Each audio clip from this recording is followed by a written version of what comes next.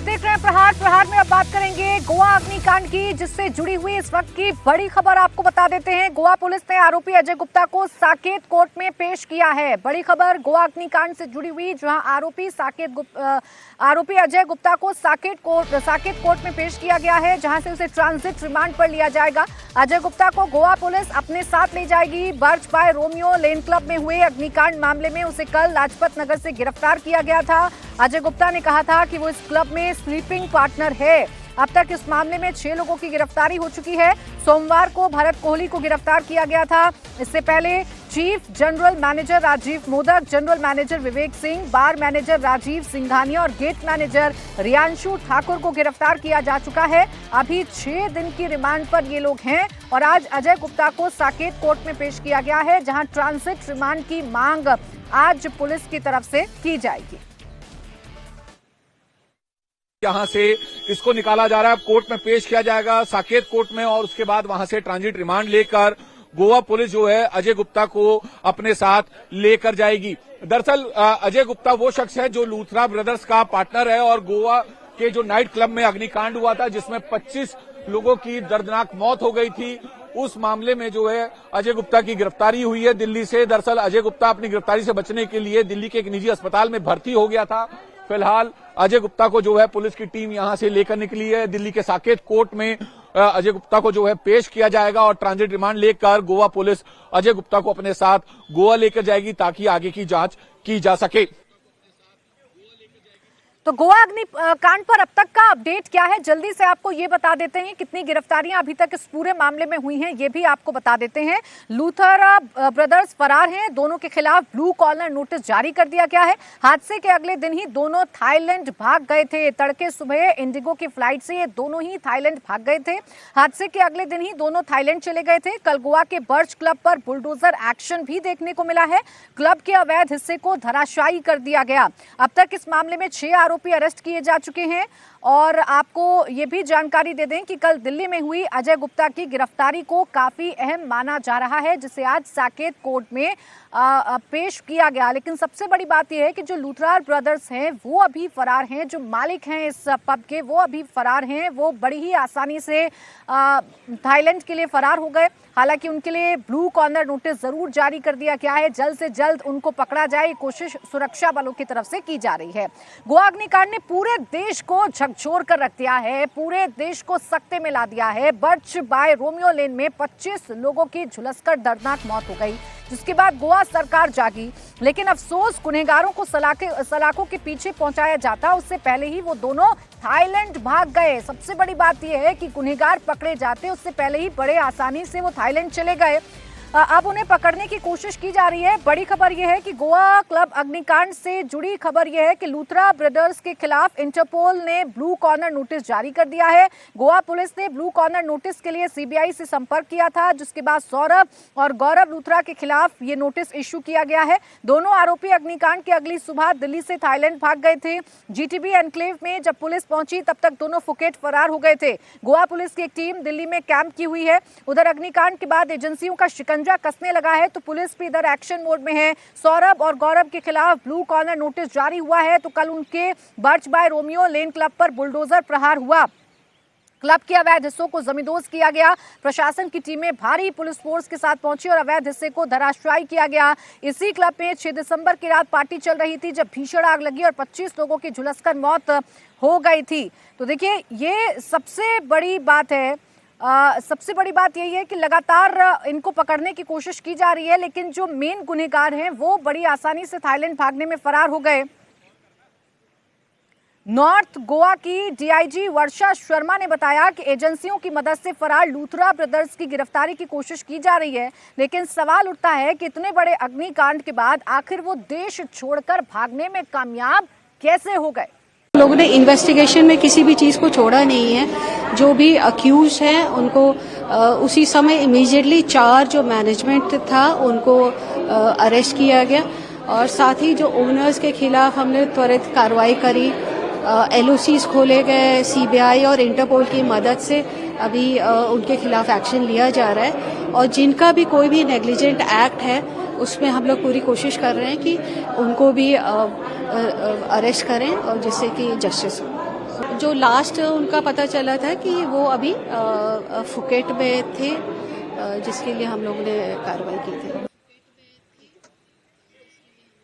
तो एक तरफ इस अग्निकांड को लेकर लगातार गिरफ्तारियों का दौर जारी है। इस पब के मालिकों को पकड़ने के लिए इंटरपोल की मदद से ब्लू कॉलर नोटिस जारी कर दिया गया है। तो दूसरी तरफ अवैध कब्जा किए हुए जितने भी पब इस वक्त गोवा में हैं, उस पर सावंत सरकार ने अब एक्शन लेना शुरू कर दिया है। बर्चबाई रोमियो लेन क्लब में हुए भीषण अग्निकांड के बाद मंगलवार को मुख्यमंत्री प्रमोद सावंत के आदेश पर लूथरा ब्रदर्स के वागाटोर बीच पर बने रोमियो लेन क्लब के एक बड़े हिस्से को बुलडोजर से ढा दिया गया।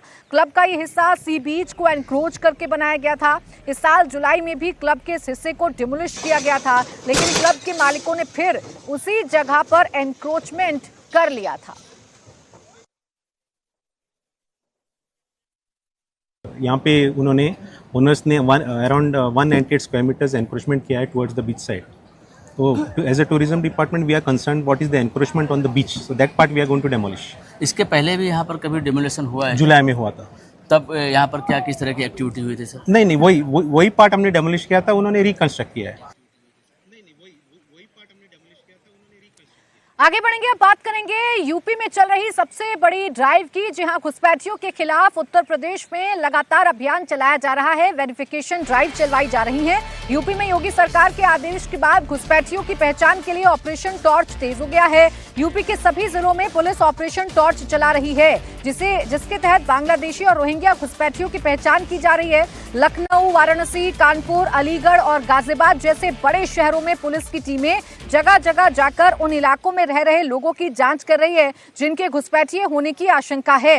वाराणसी में पुलिस ने अब तक 500 से ज्यादा संदिग्धों की पहचान की है। अब उनके डॉक्यूमेंट्स का वेरिफिकेशन किया जा रहा है। इन लोगों के बांग्लादेशी और बर्मा से आए रोहिंग्या होने की आशंका है। वाराणसी में पुलिस की टीमें रात के वक्त स्लम एरियाज में जाकर वहां रह रहे लोगों के दस्तावेज भी चेक कर रही है। तो चाहे वाराणसी हो, मुजफ्फरनगर हो, सहारनपुर, शामली, कानपुर, लखनऊ, इन तमाम जगहों पर इस वक्त पुलिस की वेरिफिकेशन ड्राइव चल रही है और रात में टॉर्च की रोशनी से ये अभियान बदस्तूर जारी है। आपके परिवार में यहाँ कौन कौन रहता है? रखा मैंने, भाड़ा वाड़ा नहीं लेता, इसी तरह रखा। कोई भाड़ा वाड़ा नहीं मदद करता। मदद करता कौन? नहीं के? हाँ, कौन है जो मदद करता है? कौन मदद करता? किसने बसवाया आपको इधर? 15 साल से आप रह रहे बता रहे हैं, कुछ तो भाड़ा वाड़ा देते होंगे ना इस जगह पे? नहीं। इस जगह पे कैसे चुने आप लोग? सबको इधर बैठाया इसलिए। सबसे पहले कौन आया है इधर? इसी पता नहीं सर, इतना मालूम। कितने बच्चे हैं आपके? 4 बच्चे हैं। सबसे छोटे कौन है? छोटी लड़का। कौन? कितने साल का है? कितने साल का है? 17 साल का है। कमाने के लिए ठीक है, 3 महीने 4 महीने रह सकते हैं। 15 साल क्या कर रहे हैं? सोच रहे हैं कि ऐसा तो नहीं क्या करे, घर में कुछ काम नहीं है हम लोग के गाँव में। अरे इसका मतलब है कि आप अराउंड 1000 किलोमीटर दूर आके यहाँ काम करेंगे? कुछ ज्यादा दूर नहीं है सर हम लोग के गाँव। कौन लेकर आता था उधर वेस्ट बंगाल से? कौन लेकर आता था? कोई नहीं आया हम लोग। आप लोग अपने आप? और आप लोगों के एक जगह पे रुकवाने के लिए कोई ना कोई तो व्यवस्था किए होंगे। सब लोग है तो हम लोग आया। हम लोग ऐसे लोगों को आइडेंटिफाई कर रहे हैं जो अपने को क्लेम करते हैं असम से आए हुए हैं या बंगाल से आए हुए हैं, लेकिन उनके पास कोई प्रॉपर डॉक्यूमेंट नहीं है। ऐसे हम लोगों ने अभी तक लगभग 500 संदिग्ध लोगों को चिन्हित किया है और ये कार्रवाई लगातार अभी चल रही है। जब ये कंफर्म हो जाएगा कि इनके जो कागजात उन्होंने दिखाए हैं ये एकदम फर्जी हैं, इनको 1 हफ्ते का और समय दिया गया है। जो लोग इसमें से सत्यापित हो जाएंगे कि अवैध रूप से आए हैं, उन लोगों को फिर डिटेंशन सेंटर में डालने की और कानूनी अन्य प्रक्रिया है, उसके तहत उनको डिटेंशन सेंटर में डाला जाए। तो वाराणसी के अलावा उत्तर प्रदेश की राजधानी लखनऊ और इसके अलावा कानपुर में भी इस वक्त ये जो सर्च ऑपरेशन अभियान है या टॉर्च की रोशनी में जिस तरीके से घुसपैठियों को पकड़ने का अभियान चलाया जा रहा है वो लगातार जारी है। पुलिस युद्ध स्तर पर काम कर रही है। पुलिस के बड़े बड़े अधिकारी खुद झुग्गी बस्तियों में जाकर लोगों के डॉक्यूमेंट्स की जांच कर रहे हैं और संदिग्धों को अलग किया जा रहा है। जिन बस्तियों में घुसपैठियों के छिपे होने की आशंका है वहां पुलिस अनाउंसमेंट करके लोगों से अपील कर रही है कि वो अपने डॉक्यूमेंट्स चेक करा ले। तो चाहे चाहे राजधानी लखनऊ हो, कानपुर हो, वाराणसी हो, सहारनपुर हो, मुजफ्फरनगर हो, गाजियाबाद हो, मेरठ हो, हर जगह इस वक्त पुलिस युद्ध स्तर पर ये काम कर रही है। झुग्गी झोपड़ियों में जाकर डॉक्यूमेंट्स चेक किए जा रहे हैं।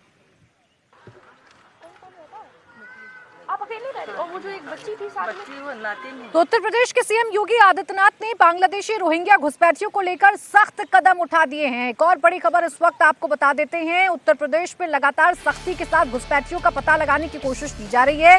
योगी के आदेश के बाद राज्य में अवैध रूप से रह रहे बांग्लादेशी और रोहिंग्या घुसपैठियों के लिए डिटेंशन सेंटर बनाए जा रहे हैं ताकि उन्हें चिन्हित कर यहां रखा जाए। यूपी के गोरखपुर में डिटेंशन सेंटर तैयार हो चुका है, जिसके लिए एक पुराने रैन बसेरे को परिवर्तित किया गया है। यूपी में एसआईआर का काम फुल स्पीड से हो रहा है। पुलिस गली गली घूमकर घुसपैठियों की पहचान कर रही है। जिन बस्तियों में रोहिंग्या और बांग्लादेशी बसे हैं, वहां लोगों के दस्तावेज चेक किए जा रहे हैं। लखनऊ, वाराणसी, प्रयागराज, अयोध्या, मथुरा, मेरठ, सहारनपुर, बिजनौर, बुलंदशहर, कानपुर, अलीगढ़ और गाजियाबाद समेत यूपी के 17 शहरों में घुसपैठियों को रखने के लिए डिटेंशन सेंटर बनाए जा रहे हैं। सर टोटल ये 3 फ्लोर का है, जिसमें 50 लोगों की बेड कैपेसिटी है, रहने की व्यवस्था है यहाँ पे, जिसमें 30 पुरुष के लिए, 20 महिलाओं के लिए। यस सर, इसमें किचन की भी व्यवस्था है और जिसमें 2 किचन है। टोटल 13 कमरे हैं, 3 हॉल हैं।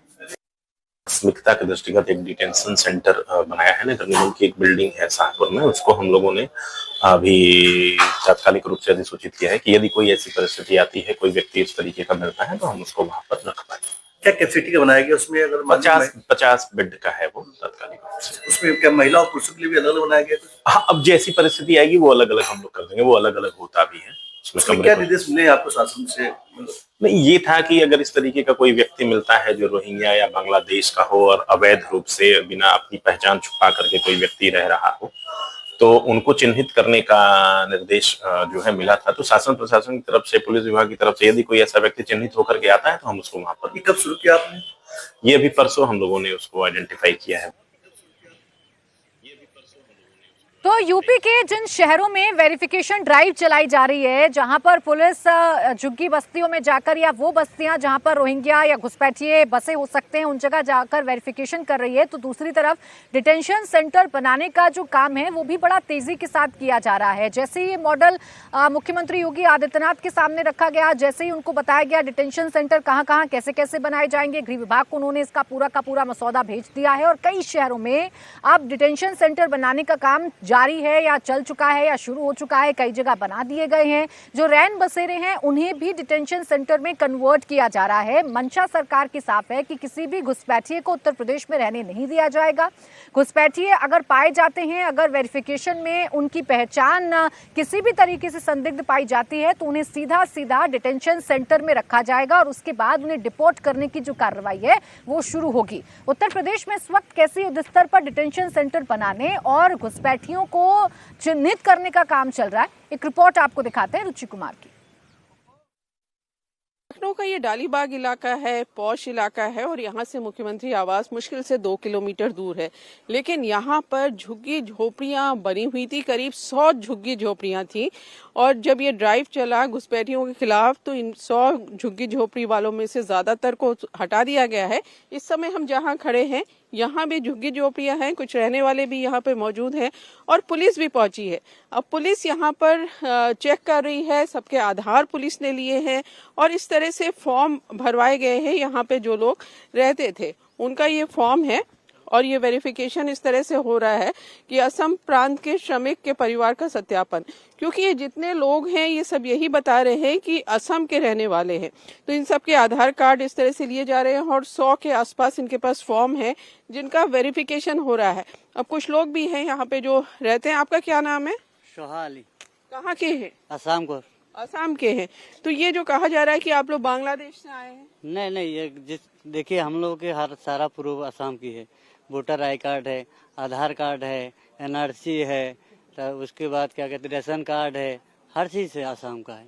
अच्छा जी। तो आपको जैसे आपके साथ इतने सारे लोग, कुछ पता है कि कोई बांग्लादेशी भी था, रोहिंग्या था उसमें? नहीं, यहाँ तो हम लोग यहाँ स्टॉप का है सब। अच्छा। हम नगर निगम में काम करते, वहाँ मेरा NRC जमा हो गया। NRC। जी। आपका क्या नाम है? मानिक जानने से। आप कहाँ की हैं? बस वही के, ये मेरा देवर है, एक ही घर का। अच्छा, तो ये फॉर्म भर दिया आपने? हाँ, सब जमा हो गए।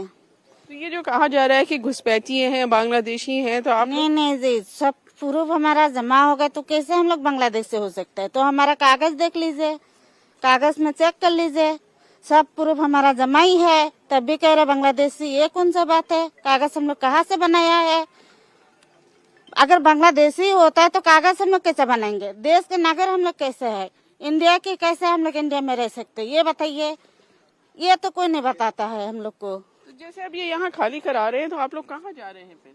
अभी हम लोग काहे के लिए खाली करेंगे? हम लोग यहाँ पे जलनगम पे काम करते हैं, बस यही रहेंगे। खाली क्यों कराएंगे? सब प्रूफ हमारा जमा है, क्यों खाली कराएंगे? एक आदमी का कमाई से हम लोग चलता नहीं है। बच्चे को पढ़ा रही है तो खर्चा पानी 10,000 रुपये तनख्वाह में खर्चा हो जाता है। बच्चे को पढ़ाने में खर्चा भी है, तो दोनों मियाँ बीवी मिल के कमाई करके बच्चे को पढ़ा रहे, चल रहे, तो काहे के लिए भाग जाए? कमाई करके खा रहे हम लोग। बस हमारा इतना ही कहना है। आपने तो सुना होगा कि डिटेंशन सेंटर बनाया जा रहा है, जिसमें जो घुसपैठी होंगे, जो अपने कागज नहीं दे पाएंगे, उनको रखा जाएगा। हम लोग आपको बता दें जो कि सूरत से मिल रही है, जहां कपड़ा फैक्ट्री में आग लगने की जानकारी है। कपड़ा फैक्ट्री में भीषण आग लग गई है। सूरत से खबर सामने आ रही है। आग की ऊंची ऊंची लपटें इस वक्त दिखाई पड़ रही हैं। तो ये बड़ी खबर, सूरत की कपड़ा फैक्ट्री में आग लगने की जानकारी है, आग लगने की खबर मिल रही है। आग भीषण है, आप तस्वीरें देखिए, आग की ऊंची ऊंची लपटें, और ये जो काला धुएं का गुब्बार है, ये बता रहा है कि आग अपने विकराल रूप में पहुंच चुकी है। हालांकि आग पर काबू पाने की कोशिशें की जा रही हैं। जो फायर ब्रिगेड की गाड़ियां हैं, दमकल विभाग की गाड़ियां हैं, वो मौके पर मौजूद हैं और इस आग पर जल्द से जल्द काबू पाया जाए, ऐसी कोशिशें की जा रही हैं। लेकिन तस्वीरें बड़ी भयावह हैं, ये तस्वीरें बड़ी डरावनी हैं जो सूरत से सामने आ रही हैं। पूरा का पूरा इलाका इस वक्त काले धुएं के गुब्बार से भरा हुआ है। चारों तरफ सिर्फ कालिक ही नजर आ रही है। आग भीषण रूप अख्तियार कर चुकी थी। तस्वीरों को देखकर अंदाजा लगाया जा सकता है। ऊंची ऊंची लपटें जो आग की हैं वो भी दिखाई पड़ रही हैं इस धुएं के बीच में। अभी फिलहाल प्राथमिकता ये है कि जल्द से जल्द इस आग पर काबू पाया जा सके, जल्द से जल्द इस आग को बुझाया जा सके। इसलिए दमकल विभाग की गाड़ियां मौके पर मौजूद हैं और आग पर काबू पाने की कोशिश की जा रही है। सूरत की तस्वीरें इस वक्त आपके सामने हैं। कपड़ा फैक्ट्री है जहां आग लगी है। आग की ऊंची ऊंची लपटें इस वक्त दिखाई पड़ रही हैं और इसके साथ ही साथ काले धुएं का गुब्बार भी आपको दिखाई पड़ रहा होगा। आग किन कारणों की वजह से लगी, ये आग बुझाने के बाद पता चल पाएगा। लेकिन फिलहाल प्राथमिकता ये है कि इस आग पर जल्द से जल्द काबू पाया जा सके। अब जिस वक्त ये आग लगी, क्या फैक्ट्री के अंदर लोग मौजूद थे, कितने लोग मौजूद थे, क्या सभी को सुरक्षित बाहर निकाल लिया गया है, इन तमाम सवालों पर भी लगातार अब नजर हमारी बनी हुई है। फिलहाल जो दमकल विभाग की गाड़ियां हैं वो जरूर आग पर काबू पाने की कोशिश कर रही हैं और आग को जल्द से जल्द बुझाया जा सके, ऐसी कोशिशें की जा रही हैं। फिलहाल जो तस्वीरें इस वक्त आप अपने टेलीविजन स्क्रीन पर देख रहे हैं, ये तस्वीरें भयावह हैं, आग के विकराल रूप को दिखा रही हैं। एक तरफ काले धुएं का गुब्बार या चारों तरफ सिर्फ और सिर्फ कालिक नजर आ रही है और दूसरी तरफ आग की जो ऊंची ऊंची लपटें हैं वो भी नजर आ रही हैं। फिलहाल आग पर काबू पाने की कोशिश की जा रही है। टेक्सटाइल मार्केट है, यानी कपड़े का मार्केट है, जहां आग लगने की जानकारी जैसे ही मिली वैसे ही दमकल विभाग की जो गाड़ियां हैं वो मौके पर पहुंची और आग पर काबू पाने की कोशिश की गई।